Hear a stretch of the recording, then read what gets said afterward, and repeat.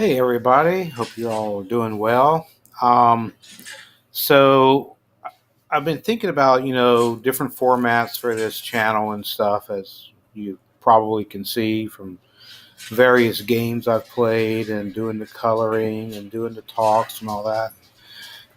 I'm still not quite sure where I want to go with that, but talking to my wife, we both feel that probably, and it seems like we're narrowing down to what this channel should be about. But talking of just sort of a like a neighborly way, I think is a good way. And I think in America we've lost a lot of that. Um, and I don't blame the internet, because obviously this is what this is on, is the internet. But I blame that we've gotten so caught up in our devices. Like right now, my son is next to me playing a game on a device, Fortnite on a device, and it gets to a point even animals can sense when you're on a device for a long time and you're not paying attention to them. And what we used to do back in the day is that we would interact. You would go to the barber shop and get a haircut and sort of chit chat with the guys, stuff like that. You could go, I don't know, anywhere, go to the grocery store. And I remember my grandmother talking about politics and whatever, but people talked, they conversed. They didn't argue, they didn't get into a fight like what you see online nowadays. They just talked. And you respected people, you respected their opinions, and you respected who they were. Yeah. So anyway, so one of the things that my grandfather used to practice a lot, or used to do, and my mom did the same thing. They were very avid readers. Excuse me, especially of current events, in particular news. So my grandfather would get the paper every day and just read right through it, and you know, I mean that paper would be sitting there for the next 10 to 12 hours, being read, every little thing in the paper. And my mom was the same way. She would sit there and read the paper, and I used to do that too. I don't do it as much now because obviously the internet. And so that's what brings me here. And I thought, if you'd like, I would just read some headlines of things going on, and you can follow along with me right here. So, of course, the main topic, no matter every time you turn on the TV or whatever, it's all about Trump. Trump, Trump, Trump. And I'm not going to get into a political discourse about Trump. I'm not going to say whether I support him or I don't want to support him or whatever. I just think, wow, this is a lot of news about one man. And it makes me wonder if it doesn't have sort of the opposite effect. Like you would think, if you talk bad about somebody all the time and it's come from all angles, that the person, I mean, you would destroy that person. But in his case, I think he uses it to his advantage in some respect. But anyway, that's just me. So the Democrats, their New Year resolution is a stiff Trump on the wall. So basically, they're not going to support the wall and then reopen the government. So I think the government is shut down right now, if I'm not mistaken. More Americans blame Trump for a government shutdown. Let's see what that's about. And if I was here, I'm doing a recording. If I was here and allowed Carter, I'm doing a recording right now. Oh, sorry. That's okay. So let's see. Going down here. So more Americans blame Trump than congressional Democrats for the partial government shutdown. And 47% of adults hold Trump responsible. 33% Democrats, or blame the Democrats. What else? Just kind of skimming through it. So basically, it looks like we've got the majority blaming Trump as opposed to blaming the Democrats. So 47 versus 33. Anyway, let's see if we can find something that doesn't have to do with Trump. There's got to be something here.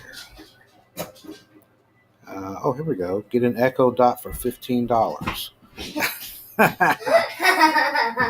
How about that, huh? Yeah, there you go. Oh, I guess that's advertising. I probably shouldn't even do that. Okay.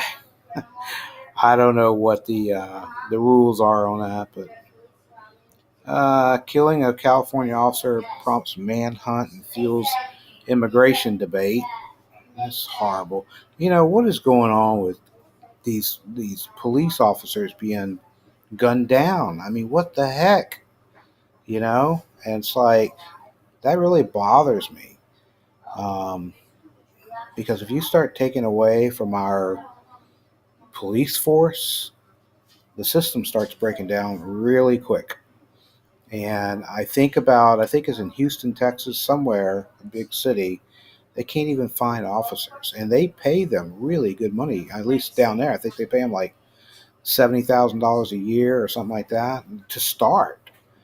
But that's a tough job, man. And the thing is, though, it's already tough enough, but then you got to worry about some crazy maniac will just blow your brains out just for no reason at all other than just to do it. And I feel really bad that our police officers are going through that stuff. And I don't know, but I'm telling you, if you don't have a police force to protect citizens, the system breaks down fast. And I think about all that stuff that went on in Portland and other major cities with the riots and everything, and that shows you how the system could break down fairly quickly. So anyway, uh, so that's too bad about that. And then hardware robber thwarted by several armed bystanders. Okay, mother accused of hiding daughter's diabetes, charged in connection with her death. Now, what the heck is that about? You know, it's like, let's see what we got here. Okay. Illinois woman accused of hiding daughter's diabetes, charged in connection with her death. Illinois mother charged daughter's death, blah, blah, blah. It's the name. Southern Illinois, charged Thursday, one count involuntary manslaughter, one count of endangering the life or health of a child with a 14-year-old daughter, Emily. So the mother was fully aware of Emily's diabetic condition, but took measures to conceal the diabetes and failed to provide Emily with the appropriate medical treatment and medication, which led to Emily's death from diabetic ketoacidosis. Wow, that's nuts. I'm trying to think what the motive is. The girl had been diagnosed with diabetes in 2013, but doctors at the hospital where she was taken weren't made aware of it until after her death. That's bizarre. Hospitalized in November after paramedics responded to her home and reported she was unresponsive, not breathing. Taken to a local hospital in Illinois. Okay. I don't know. I don't know. I'm still wondering about the motive. She had been diagnosed with diabetes 5 years ago, and wow. I'm just reading here. I'm sorry. I when I read stuff like that, it just blows my mind. I mean, shocking news, like especially family related, it just blows my mind. Um, like the woman who drove her kids into the lake, and the woman down in Florida, she wasn't accused, or she wasn't found guilty, but she was accused of killing her little young daughter, and just stuff like that. And then that poor little boy around here who has been gone now since I think 2010, the year that our son was born. Still don't know where he is. He just goes to school. I think it was the last day of school. He goes to school, has like a science project, and next thing you know, he's long gone. Nobody knows where he is. There's suspects, there's key suspects, but no one's been charged.